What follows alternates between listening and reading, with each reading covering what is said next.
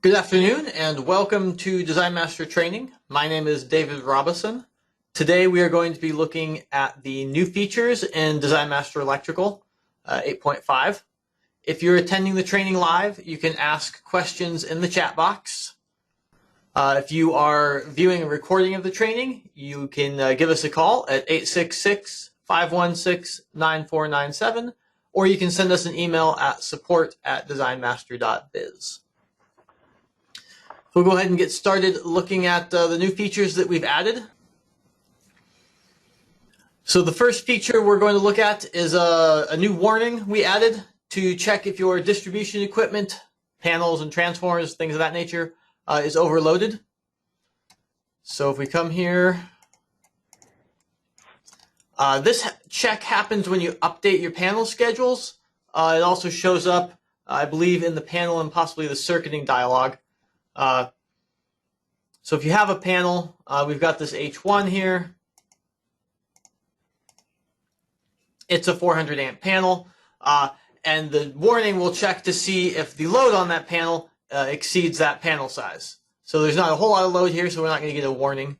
I'm going to go into circuiting and just add a fixed load so that we overload the panel. So we've got a big load on there now, and if I recalculate the panel load total, it'll update these values here, and it'll, on this dialog, highlight that this is overloaded, so it's going to let you know there. We don't actually check or display it here. Mostly we show it on the circuiting dialog because when you're doing your circuiting, that's where you might actually overload a panel, and so you want the notification at that point. Then when you update the panel schedule, it will also warn you at this point here, and it'll say, okay, this piece of equipment is overloaded, and also the utility transformer is overloaded. So it shows you the equipment name, shows you the size, the load, and then gives you some options for handling that. We have a threshold for what we check against. So right now it defaults to a 95% of capacity. You can adjust that depending on how much you want to be able to load your pieces of equipment without being warned. You can turn it off for specific pieces of equipment. If you don't want to be warned on something, if you know it's all right, you can click the ignore on the selected piece, and so that'll just take that one off. So now it's going to not warn us about that transformer, instead just warn us about the panel. If you've turned them off, you can click the view ignored button, and that'll show you the ones that you've said, I want to ignore these, and you can turn them back on. So we can take that one and say, okay, I want to be warned on this again, and it'll bring it back over here. You can also choose to just ignore all the overloads on this project or on all of your projects. This project is specific to the project and will be shared by all the people looking at that project. The all projects is a setting specific to you. So you can click the overload on ignore on all projects, and then that'll be just specific to your computer. You also have the option for the edit button there, and that way you can just pull up the panel and then make the size change there to get it to be the right size. So if we upsize that panel, it will stop warning us. And then if we click to ignore, they'll all go away. I'm actually going to change that panel back and show you one more thing.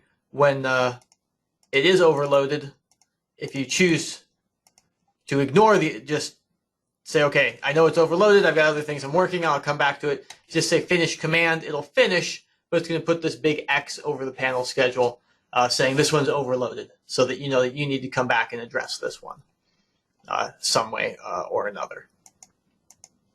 You can actually just get rid of that load entirely, because we don't need it for the project. Put this back to 400 amps. So that's the overloaded distribution equipment warning. We also have a new option for our panel schedules. We have new footers. So previously, we have these footers on our panel schedules. I'm going to do my update to get rid of the X there. But we have the footers on the panel schedules, and they're fixed. So the list of load types that we're displaying, the order and the formatting, that's all, it's a fixed block. So you had to choose a footer that matched the calculation that you were doing. So if you have a dwelling unit, which has a slightly different calculation than being shown here, if you change your load calculation, you have to change the footer to match. And so there were a lot of problems where people would change the load calc but not the footer, and then they would be confused as to why it's not showing the right numbers. Or if you used a load type that wasn't listed here, it wouldn't show up. So there was a lot of confusion and a lot of just having to make blocks that was a little tedious. So we've simplified that by creating this new dynamic footer where it's going to build this for us automatically based upon the loads and calculation settings. On your existing projects, this is all in your panel dialog under feeder and service calculation settings. We have the schedule block. So for existing projects, it won't change your schedules. It'll leave them as they are, but it will add these new dynamic footer options. So you can switch to this on your existing projects if you want to. On new projects, in the standards, we'll actually set these to be the default. So you'll use dynamic footers by default on new projects unless you go back and change that. So that's how we handle the transition. Old projects won't change, but new projects should use this new feature by default, and you have the option to turn it on old projects. So I'm going to change my panel schedule to use that new one with the dynamic footer, and we'll do an update here. And you'll see that we have a little bit different looking footer here. It got rid of a bunch of loads. So we're no longer listing the loads that are not on the panel. So if the load was 0, we just remove it completely. So it's listing just the load types that are being used. And then if we change the calculation method, it's going to update that and give us a different looking footer as well.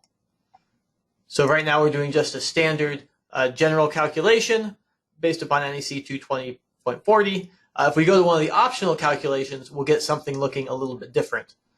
So say this is actually a restaurant, and so there's an optional calculation for restaurants.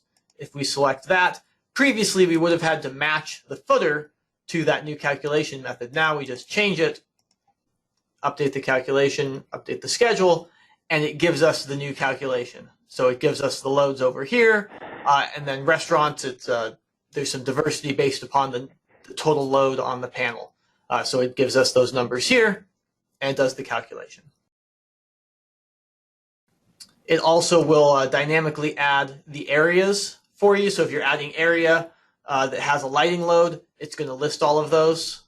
We'll go back to a general calculation, and we'll put in, to begin with, just some dwelling unit load. We'll put in 2,000 square feet. When you put in your areas now, you've got a place for a couple areas. So you choose we've got these ones built in that you can choose from, or you can add a custom. You specify the area, the description. This will actually show up on the panel schedule, the unit load for that area, and then the demand factor, which row you're going to use from the NEC table 220.42. So if it's other, it's 100%. Dwelling units and hotels are where you typically have some more diversity happening. So since this is a dwelling unit, we'll say, okay, I actually want to use the dwelling unit demand factor. But this way, if you have a dwelling unit like an apartment complex, in the lobby is going to have one demand factor separate from the dwelling units, or a hotel might be set up that way. You can easily set your demand factors here. So we'll set that, update our schedule. And again, the footer is going to reconfigure itself based upon this new load that we've specified, the new calculation method. So our dwelling unit load is over, the lighting area is over here, and all the other loads. One particular benefit is that when you have a hotel with some rooms that are regular hotel rooms and some rooms that have kitchen units, those actually count as dwelling units. So you have part of the building that's a dwelling unit, part of the building that's a hotel. Previously, we couldn't handle that calculation properly. To do it right, you had to go out to Excel. And we, to the best of our ability, try and keep you from having to go out to Excel. You can now specify the two different areas with their different demand factors. And then the software, since it's dynamically generating this footer, can actually generate that and calculate it and display it properly. So if we put both a dwelling unit and a hotel area here, It will list them with their separate areas. They have separate demand factors being applied. So that all ends up working out. And just one last demonstration. If we change the calculation method, say to a multifamily dwelling, I'll do that. Say we've got 10 units here, and update the schedule. You're going to see that the footer is going to change quite drastically to show your house and your other loads. So we'll move this whole thing up. So you get for the optional multifamily dwelling, you start to get a much more extensive footer with all of those calculations being documented.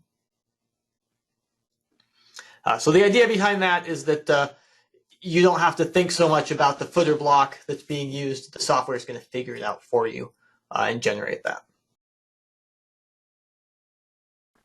Also in panels, we have a couple little changes. First, we have a custom bus size. Previously, this list of bus sizes was fixed. If you needed a bus size, you had an existing condition that wasn't listed here, you had to email us and we had to manually add it to the software and send you a patch, which was not ideal for getting new sizes in there, particularly for some of the odd sizes, because a one-off thing would then show up on everybody's list for all time. And so we added the option for a custom, so you can say custom and just type in a number. So if you have a 355 amp panel, you can type that in directly and not have to make it, ask us to make a change for you. So we have that as a new option. Then also in the plan view settings for your block size, previously this was limited to whole inches. It now accepts decimals. So not a terribly exciting change, but if you have a half of an inch on your dimensions, you can get it in there precisely, both for the 2D and for the 3D representation. So we set that with decimals, and it actually is saved properly now. We made changes to our two printing routines, so we can print panel schedules and we can print arc flash stickers. We changed those so that rather than printing each item to a separate file and having to print each file, it prints to a single file and then you run that to the printer. So it makes it a little bit easier to actually print. So if you print the panel schedules, this is a feature more for contractors. Who this is more aimed at. This is a schedule that you can actually stick on the panel out in the field, documenting what the loads are actually on that panel. I'll run that command. It'll print all my panel schedules for me. It creates an HTML file. So it opens it up in your web browser. And so the schedules look kind of like this. It's not intended to be a full schedule like you have on your drawings with all the documentation. It's just something for labeling your loads and some other information. But now if we run the print command from our browser, it nicely separates them each to a separate page. So you could just print all this out and then go take all these, print them to some sticker paper and take them out to the field and put them on your panels. Arc Flash got a similar upgrade. Previously, each sticker was a separate file. Now all the stickers are going to go together on a single file, and they actually print nicely so that if you have an 8.5 by 11 sheet of paper, you can get 4 stickers on that piece of paper, a little bit of cutting, and then you have everything nicely arranged. So this is what they end up looking like when we print. It prints them nicely like this on separate pages. And yeah, you just print that to sticker paper, and then you can go put them out on the field. Next, we'll take a look at a couple changes we made to the one-line diagram. I'll come over here where I've got some space. The first thing we did is added an option for the generation order of the pieces of equipment. So when I inserted this, the default option and the previous option was that we laid out the panels in the order of distance they were from the panel they're connected to. It turns out no one actually uses that, and so it was a poor choice, and people asked for other options. So we've added other options for how to lay out these 4 panels, because right now they're based upon distance, which doesn't make anyone happy. So if you go into your options, under one line diagram, we have the distribution equipment sort order. So now we have breaker size, circuit number, distance if you want to use it, and then equipment name. So if we change it to breaker size, it's not going to do anything if the panels are already on the drawing, because just in general, for your one line diagram, once things are on the drawing, we don't mess with them unless you like reconnect them, we'll redraw the feeders, but otherwise we're going to leave everything where it is. Because if we kept changing it, you'd be frustrated that the software keeps updating things on you. So to get these to actually redraw, you do need to erase them and reinsert them with the generate command. So I will do that. And we chose breaker size. So these are ordered with the biggest breaker on the left and then descending order to the smallest breaker over here. We have that choice. And there's two others we'll look at here. We also can do it based upon circuit number. Again, I will erase and regenerate. And if I actually put in the circuit number, it'll be more obvious that that is based upon the circuit number. So we'll add the circuit number as a label to these feeders. That's showing it. There we go. So there's that circuit number, and then we will match that to the others. If I can find my match label command.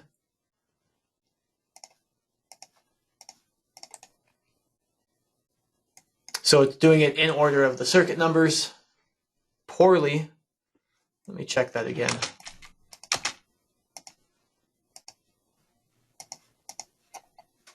So it's based upon circuit number. Run the generate command. And let's put our circuit numbers in there.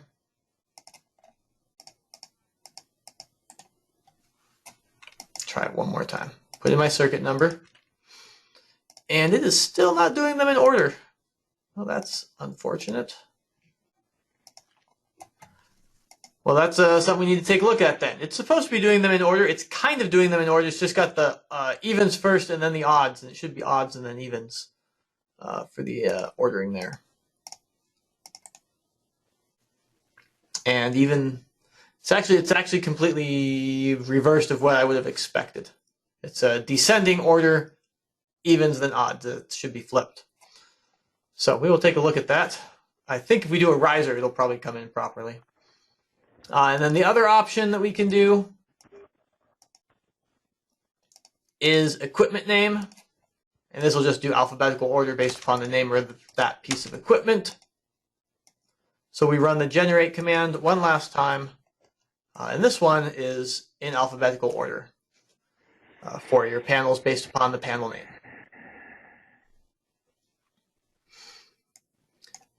There is a new graphical style for panels. It's what we call panel tabs. Everyone draws their one lines a little differently. So some people want to have a graphic that ends up with what we've labeled a tab. It doesn't really have an actual name, but we needed a name for our buttons. So we can go over here and insert a panel tab and insert something that ends up looking like that. So what I'm going to do, so I'm going to pull this down here, because this is what people usually end up having it look like. So they want to have a little tab here that the bus bar comes up into, and then the rest of the panel is down tighter, closer to the horizontal piece of the bus bar. So if you want your one line to look like that, you can insert a panel tab. It just makes this dynamic panel have that extra piece in it. There are new labels on the equipment and the feeders as well. For the equipment, we added the load in amps. So previously we had the load in kVA. So there are two new values for load in amps. And then we also added the piece of equipment that's feeding the equipment. So if you want to specify where it's fed from, that is available. And we added the ground size as a label. So we previously had the wire size and the feeder call out. Now we also have the ground size as a label. That's on equipment like panels and transformers. On the feeders themselves, we added two new values. The ground size, same as on the panels, and then also the voltage of the circuit. So if you want to label that on your circuits, you can do that as well.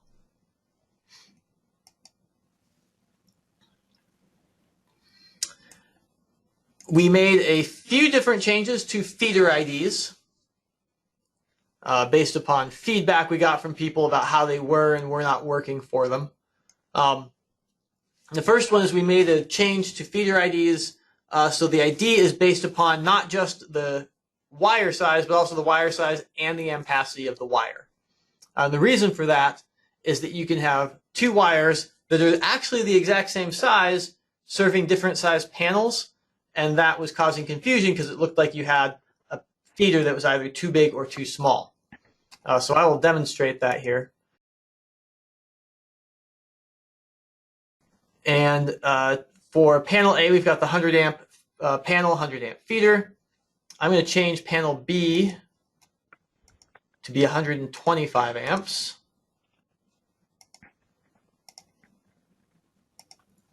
And that's 1 aught. Actually, in panel A, it needs to go up to 150. Also 1 aught. Okay. So we've got those two panels. I'll update it. Update the one-line diagram. And so for panel A, we have 150, the ID that's 150. For panel B, the ID is 125. So over here in the schedule, we have those two listed. You'll see that they're actually the exact same size. So the 125 is the 1 aught wire. 150 is also 1 aught wire. Previously, we would give those the same ID, but then you would end up with either a 150 above the panel B or the 125 above panel A, and that was causing confusion. And so people asked to be able to separate those. Even though they're the exact same wire configuration, these two cables are going to be exactly the same. They wanted to have them labeled differently to make it clear that they're feeding a different size panel. The other change we made is improvement of the automatic IDs when dealing with equipment grounds versus service grounds. So the grounds size changes based upon whether it's connected from a piece of a panel or it has a separately derived service and gives a service jumper. So basically connected to the utility or the transformer. So if we go, let's see, I'll take panel B. I'm going to make that a 150 amp panel. So if we do our update, so we've got A and B both being fed with the 150 amp feeders. Now, this is not going to make any sense electrically, but I'm going to make the change just to demonstrate the difference in the feeder IDs. Take panel B, change it from an equipment ground to a supply side bonding jumper, a service ground, basically. So we're switching from NEC 250 122 to 102 for our ground sizing. And that was a bad choice because it actually doesn't change the size because they both kind of end up at number 6 ground. We'll try, if I go 100 amp. Okay, 100 amp works. So I'll change the other panel to 100 amp as well. And we will update. And so we end up with the ID of 100 to panel A and then a 100J to panel B. So the 100 is, so if it's a equipment ground, it doesn't get any additional documentation. If it's the supply side service ground, service jumper, we put a J on it to specify that that's what the ground is, because those two actually are now different wire callouts. It's a number 8 versus a number 6 ground. We tried to come up with the best identifier. Our first thought was to use an S. Turns out S and 5 look very similar, so we decided that was not a good choice for the letter, so we used J for jumper. That was what we ended up using. Mostly it's important that it just be different between these two. And this way it's consistently different. Previously you'd end up with a 100 and then a 100.A, and which one was the .A was random in terms of which one was created first. So there was no consistency to the labeling. It wasn't the cleanest label. So we've cleaned all that up so that the ground sizes, when you have a different ground size, is going to have a better ID with it. There are a few changes to our voltage drop calculations. The first one is that we added the option to calculate the voltage drop based upon the equipment size rather than the actual load. So if we come up here to our voltage drop schedule, you'll see that there's not a whole lot of voltage drop in this project. And the reason is because it's a new project and we haven't added all our loads. So there's not a whole lot of load, so there's just no voltage drop. So at the beginning of a project, that doesn't tell you very much about where you might have voltage drop problems. So what you can do is turn this option on. And this is here under distribution equipment, calculate voltage drop based upon 80% of panel capacity. Change that from no to yes. And now we will calculate the voltage drop as if the panels are all loaded up at 80%. So we redo our calculation, and these zeros here are going to become larger. 0.13. Not a whole lot larger there. These other ones obviously did. And so now you can take a look at the project and say, okay, when I load these panels up, this is where I might have problems. Okay, I'm going to upsize this feeder ahead of time, anticipating that happening, or at least I know I need to address that. Maybe I can make other changes in the project so that that is not an issue. And then when you get toward the end, you'd probably turn that off and you could run the calculation with the actual load on the panels. The distance calculations have been upgraded. For distances between panels, we previously, if you set a distance, if it calculated it, it did one calculation. If you set it, you just type it in. Now we have this button here for feeder length settings, which give you your choices. For the calculation method, previously all feeders were calculated as right angles, kind of as if they're in the building, following the walls or the axes of the building. You can now do a straight line calculation between your panels. So previously, if you had a straight line, you kind of had to manually calculate that and then type it in. So now we can calculate the straight line distance. And then we have custom, which is where you just type in a number. So that's not new, it's just in this dialog. So you have the option for each of your feeders to specify how the calculation is going to be made. That also exists for branch circuits. So if we go to a circuit that has some devices on it, we have the circuit length, and we can calculate it for you. If we do the calculation, we will actually follow the loops on the drawing, either at right angles or at straight lines, depending on what you choose. You can also just type in a number. Previously, you could actually set the straight line for circuits on the drawing. What your setting was kind of buried and hidden, and it was hard to change. So this exposes that, makes it more clear what your calculation is based upon, and then also adds the option for the custom calculation where you just type in a number. We'll put the whole load, that distance from the panel, so it's not taking into account that you might have multiple pieces of equipment. We can't. You just have to put in a single length, and then we'll do the calculation based upon that. But that does give you control then of the length if you need to adjust it for your voltage drop purposes on the branch circuits. The final change is that we improved ground wire upsizing. So when you upsize your conductors for voltage drop or any purpose, you actually need to upsize the ground wire as well. Our software didn't do that, and you had to manually go back and know that that was part of the code and know that you needed to upsize your ground.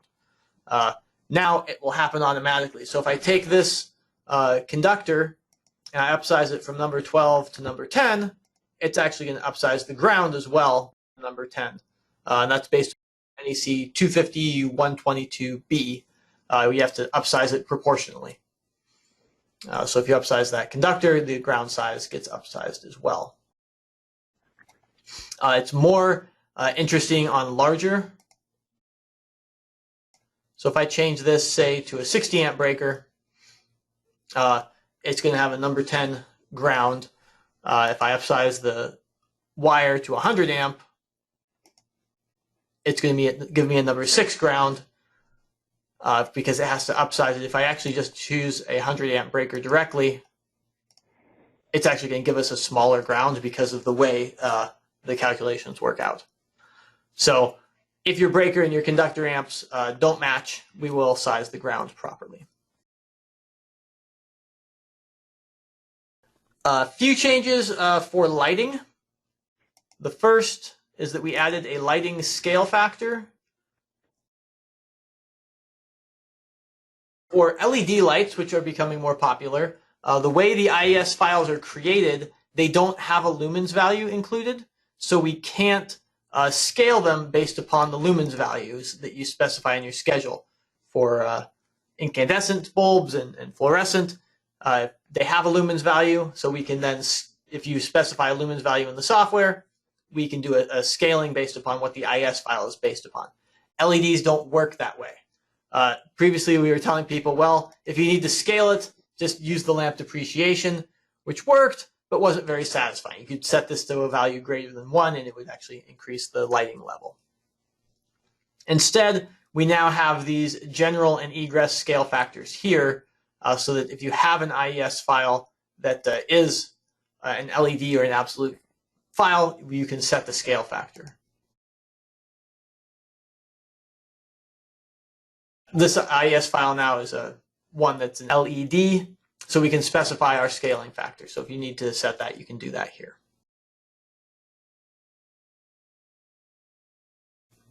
For the photometric calculations, we added 3 new uniformity ratios. So those are the values that we list here in our schedule. The ratios min to max, max to min, average to min are what we had. We added 3 more. We added average to max, max to average, and min to average. Basically, we rounded out the set using the average so that we had all of the different options. So when we do our calculation, we can turn those columns on. So these 3 at the bottom are the new ones. So if I turn them on, it will calculate and display those values. It turns out some jurisdictions require these ones. So if you need any of those values, you can display them. There's a question for a more in-depth example of that LED scaling factor. So let's go ahead and take a look at that.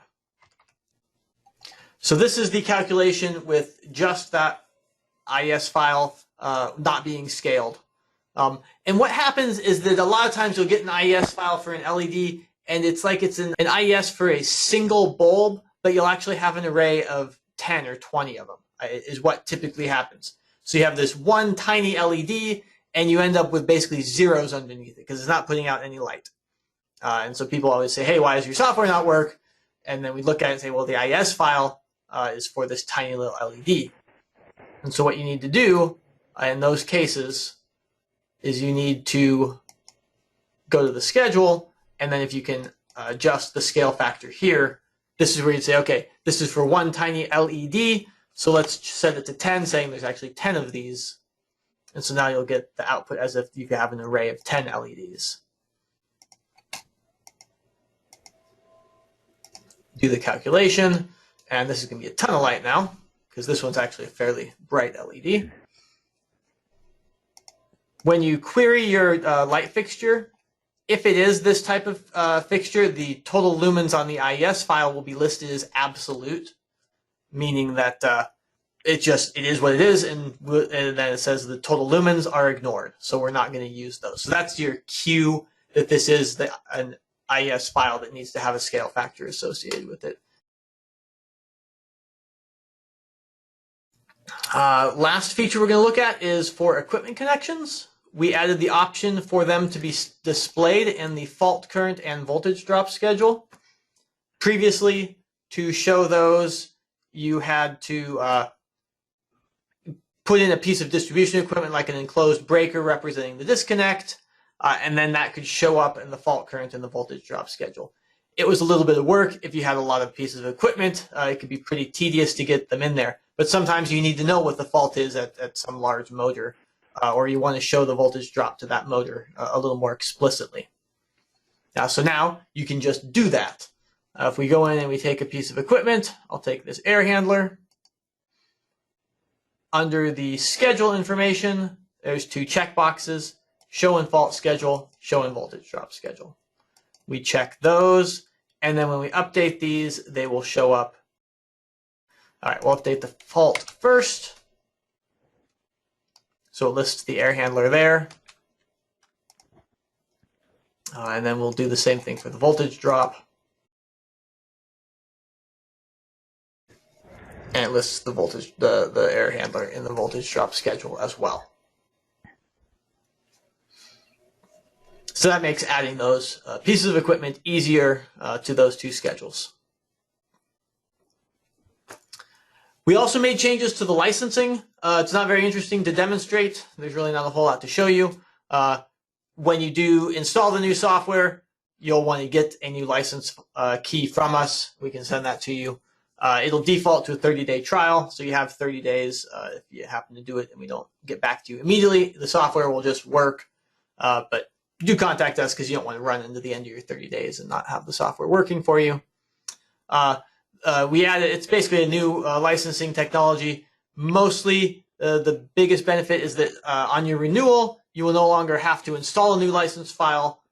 We'll make a change on our end, and the software actually pings out to a server and make sure your license is up to date, and it'll see that it's got a new date on it. So you install it once and then you're good forever. So there's no more installing license files every year. That is what we have for new features. If you have any questions, you can put them down in the chat box. All right, so there's the question.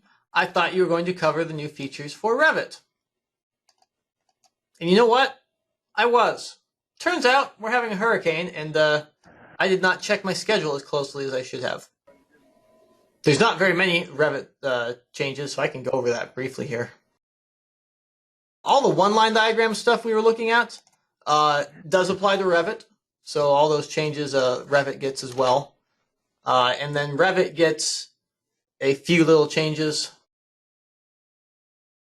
So the features are actually very similar in Revit and in our AutoCAD-based software. We just do them in the different programs. There's fewer in Revit because we have less control over what's happening in Revit. We added that same option for voltage drop based upon 80% of your panel load.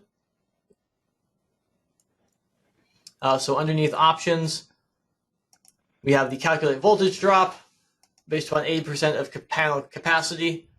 Set to no, you can change that to yes, and it'll do the same thing where it'll do the load based upon the size of your panels rather than the actual load. So if we go to our voltage drop, here's our voltage drop schedule. If I run our calculation, this is based upon the actual loads, and then we can switch that. So fairly low voltage drop across the board here. If I change this to yes and redo the calculation, we'll get different numbers based upon the actual sizes of those panels, what they could be loaded to as opposed to what is actually on them. There is another option, voltage drop power factor. So Revit has a power factor setting in all of its loads on the connectors and the families. And our initial assumption was that that setting would be set properly and that we could then trust Revit to have a correct power factor. Turns out that was an optimistic assumption because most people, I would guess half the people we talk to don't even know that that's set.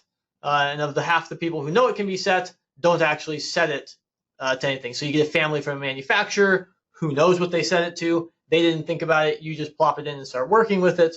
And so you use our voltage drop, and then the power factor is some weird number, not what you expected. Typically, it's set to 1, and you really want it to be like 0.85. So we added an option to say, okay, let's just fix it at 0.85. Let's ignore the power factor in Revit. The model doesn't have that set right. Let's just assume all our power factors are 0.85. And so we'll do the calculation based upon 0.85 power factor rather than what Revit is set at. If you make that change, you'll again get different voltage drop numbers. We did the same ground wire upsizing so that when you take a circuit and you upsize the conductors, the ground wire will upsize appropriately as well, rather than having you manually upsize that ground. And then the arc flash sticker printing is the same in Revit, and then the licensing has been upgraded in Revit as well. Not as many changes in Revit. We were a little more focused on our AutoCAD software in this release, but a couple changes there. All right, well, thank you all for sticking with me through that. And if you have any questions in the future, feel free to give us a call at 866-516-9497 or email us at support@designmaster.biz.